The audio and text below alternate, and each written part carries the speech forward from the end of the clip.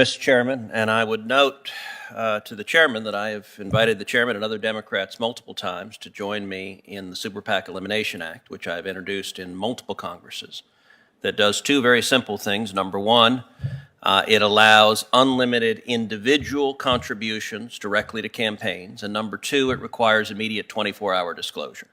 And as a functional matter, it would eliminate super PACs and largely eliminate dark money, and it would do it on both sides. And that solution, we have yet to have a Democrat interested in actually doing this. I would note to my good friend Senator Tillis that the charts were really great with all the boxes. They would have been more persuasive had you used red yarn to connect them. I'm just telling it weaves a much better web and a much better story. You know, there are a lot of issues in politics on which we see hypocrisy. There's the old line that hypocrisy is the tribute vice pays to virtue. But maybe no issue has greater hypocrisy than debates over campaign finance reform and so-called dark money. Because Democrats thunder against dark money, and yet Democrats dominate dark money. If you look in 2016, of the top 20 organizations that gave money for political speech, 14 of them gave virtually all of their money to Democrats. If you look at the top 10 organizations and individuals contributing to super PACs, 8 of them, only 2 were Republican donors, 8 were Democratic donors. In that cycle, the top 20 super PAC donors gave $422 million to Democrats and $189 million to Republicans.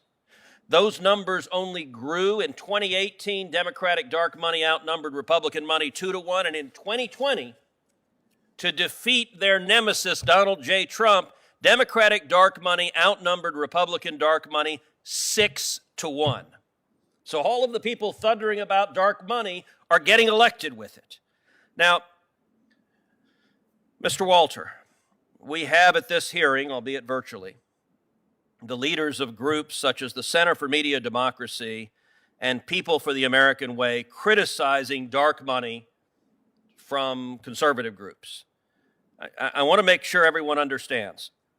Does the Center for Media and Democracy or the People for the American Way, do they accept dark money?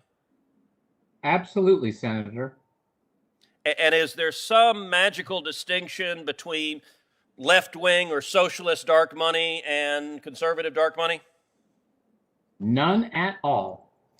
And when the left-wing dark money organizations spend money in judicial nomination fights, what do they do, and is it any different than what the conservative organizations are doing? None at all. I've got a demand justice spending $10 million to keep Ginsburg's seat vacant, for instance. News clip. And now that Joe Biden is president, do we expect that these left-wing dark money groups will be working with Democratic senators and working to help confirm Democratic judges? Every single day.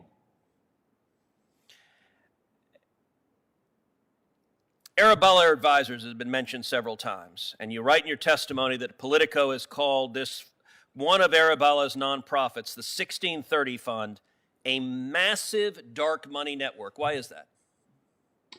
Well, on almost every scale, it registers. It's some of the top in lobbying, some of the top in fundraising, some of the top in TV ad buys against Republicans.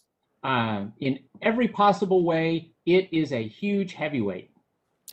There's also been a lot of coverage and hand-wringing about conservative groups that advocate judges who will be faithful to the Constitution.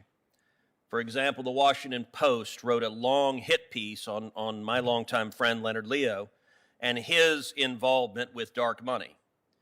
But curiously, the Washington Post never wrote about Demand Justice or other groups who were opposing President Trump's nominees using massive amounts of dark money. Why do you think that is? Do you think the Post simply wasn't aware that there was dark money on the other side? Senator, I know for a fact that's not the reason. I know the lead author of that article, and as soon as the Leonard Leo article came out, I wrote him and said, hey, very interesting piece, but you know, there's a huge network on the other side, so you're going to tell the other side, right? Talk about that, and because they use more opaque funding methods for what they're doing. And I sent him my research, and you know, I think I got a, yeah, someday maybe, but that's been years. No interest. So the Post didn't cover it at all. All right, final question for Mr. Jealous. Senator Whitehouse has invited you here to make the case for transparency, and maybe this hearing is a good place to start. People for the American Way is a 501c4 that doesn't have to disclose its donors. In the interest of disclosure and transparency, which you're calling for, which Senator Whitehouse is calling for, will you today tell this committee your top 5 donors and how much they've contributed? Yeah, would be happy to disclose that. Absolutely. Don't have it on me. Would be happy to disclose that. Would be happier, Senator Cruz, if you would commit to work with us to figure out how we finally build a bipartisan agreement. You say that there's more dark money on the left, and it would seem to be in your best interest to actually help us champion transparency. Well, then perhaps we have an agreement, number one, to get disclosure, and number two, if we can work together on the Super PAC Elimination Act, that would be a major bipartisan accomplishment. Thank you, Mr. Chairman.